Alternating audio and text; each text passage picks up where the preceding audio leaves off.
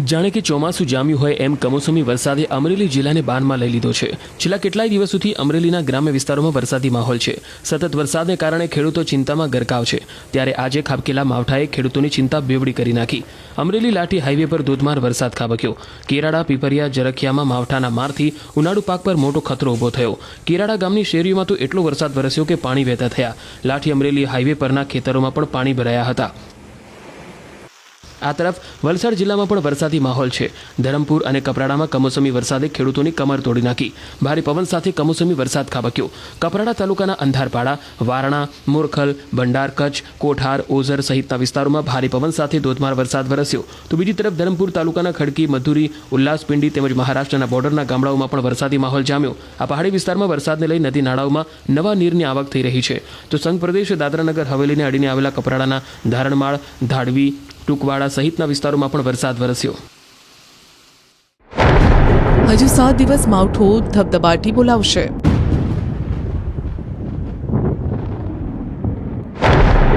સૌરાષ્ટ્ર કચ્છમાં મોટી ઘાત।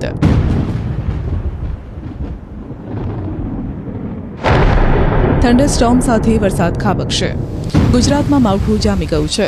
અડધો મે મહિનો પૂર્ણ થઈ ગયા બાદ પણ માવઠું જવાનું નામ નથી લઈ રહ્યું। હજુ પણ ખેડૂતોના માથેથી ઘાત ટળી નથી।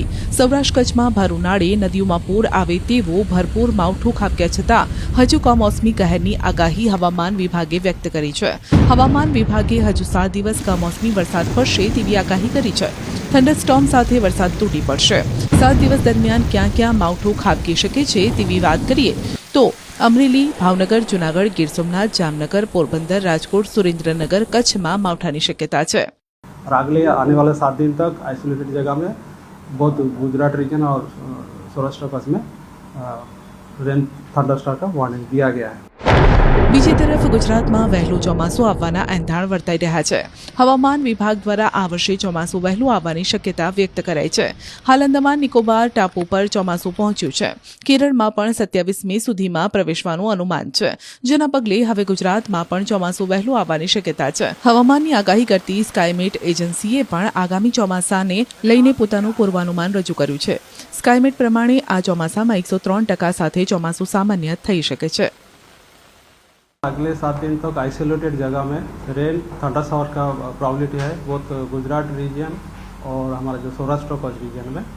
और इसमें जो डिस्ट्रिक्ट आज डे 1 में हमारा आ रहे हैं mainly all southern districts of Gujarat region और जो नॉर्थ गुजरात रीजन की जो ईस्टर्न डिस्ट्रिक्ट्स है साबरकांठा से लेकर महिसागर तक जो डिस्ट्रिक्ट्स है इसमें आइसोलेटेड जगह में रेन थंडरस्टॉर्म का प्रॉबिलिटी है। और जो सौराष्ट्र कच्छ की जो दक्षिणी जिला है उसमें भी आज रेन थंडरस्टॉर्म का वार्निंग है।